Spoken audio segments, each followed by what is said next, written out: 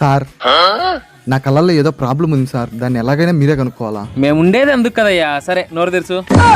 కళ్ళకి ప్రాబ్లం అంటే నోరు తెరచమంటారేంటి సార్? ఇప్పుడు నువ్వు నన్ను చూసేది కళ్ళతో అయినా మాట్లాడేది నోరుతోనే కదా. కళ్ళకి నోటి కనెక్షన్ ఉంటుంది. గొమ్మని నోరు తెరుచు. ఛా, ప్రాబ్లం ఏంటి తెలియట్లేదే. ఐడియా. ఓకే, చూపి. చెవు చూడటం ఏంటి సార్?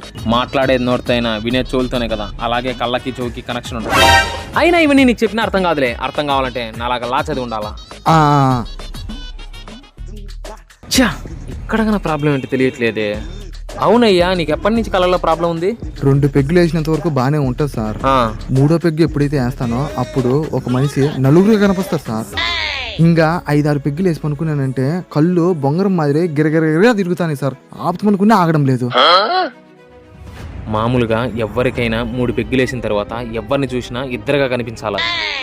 కానీ నీకు నలుగురుగా కనిపిస్తానంటే నీ కండిషన్ చాలా సీరియస్ గా ఉంది సార్. మీరే నన్ను ఎలాగైనా కాపాడాలి సార్. ఓకే, నిన్ను 1 డే అబ్జర్వేషన్లో పెట్టాలి. నువ్వు అర్జెంటుగా పోయి ఒక ఫుల్ బాటిల్ స్టఫ్ తీసుకురాపో. మన ఇద్దరం కలిసి కూర్చొని తాగుదాం. నీ ప్రాబ్లానికి సొల్యూషన్ నేను కనుక్కుంటా. ఓకే సార్, ఇప్పుడే పోయి తీసుకొని వస్తా. ఓకే, త్వరగా రా. సరే సార్. పిచ్చోళ్ళ గురించి వెంటనే కానీ లైవ్ లో ఇదే చూడటం